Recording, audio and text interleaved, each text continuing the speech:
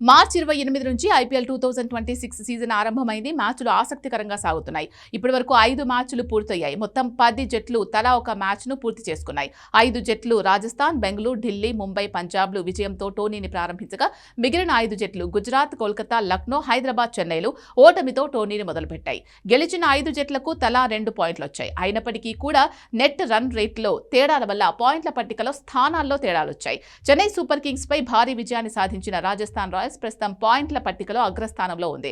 RR net run rate +4.171 గా ఉంది. ఇక రెండవ స్థానంలో రాయల్ ఛాలెంజర్స్ బెంగళూరు ఉంది.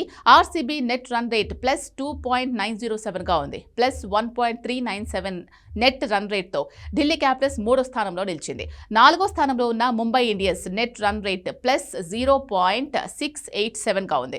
5వ స్థానంలో పంజాబ్ కింగ్స్ ఉంది. పంజాబ్ నెట్ రన్ రేట్ +0.509 గా ఉంది. ఇక ఆ తర్వాత వరుసగా Gujarat Titans, Kolkata Knight Riders, Lucknow Super Giants, Sunrisers Hyderabad, Chennai Super కింగ్స్లు 6, 7, 8, 9, 10 స్థానాల్లో నిలిచాయి. లీగ్ దశలో అన్ని జట్లు ఇంకో 13 మ్యాచ్లు ఆడాల్సి ఉంది. లీగ్ దశ పూర్తయిన తర్వాత పాయింట్ల పట్టికలో టాప్ 2లో నిలిచిన జట్ల మధ్య క్వాలిఫైయర్ 1 మ్యాచ్ జరుగుతుంది. ఇందులో గెలిచిన జట్టు నేరుగా ఫైనల్లో అడుగు పెడుతుంది. ఇక 3, 4 స్థానాల్లో నిలిచిన జట్లు ఎలిమినేటర్ మ్యాచ్ ఆడతాయి. ఇందులో ఓడిన జట్టు టోర్నీ నుంచి నిష్క్రమిస్తుంది. ఎలిమినేటర్లో విజయం సాధించిన జట్టు క్వాలిఫైయర్ 1లో, ఓడిపోయిన జట్టుతో క్వాలిఫైయర్ 2తో తలపడుతుంది. ఈ మ్యాచ్లో గెలిచిన జట్టు క్వాలిఫైయర్ 1 విజేతతో ఫైనల్ మ్యాచ్ ఆడుతుంది.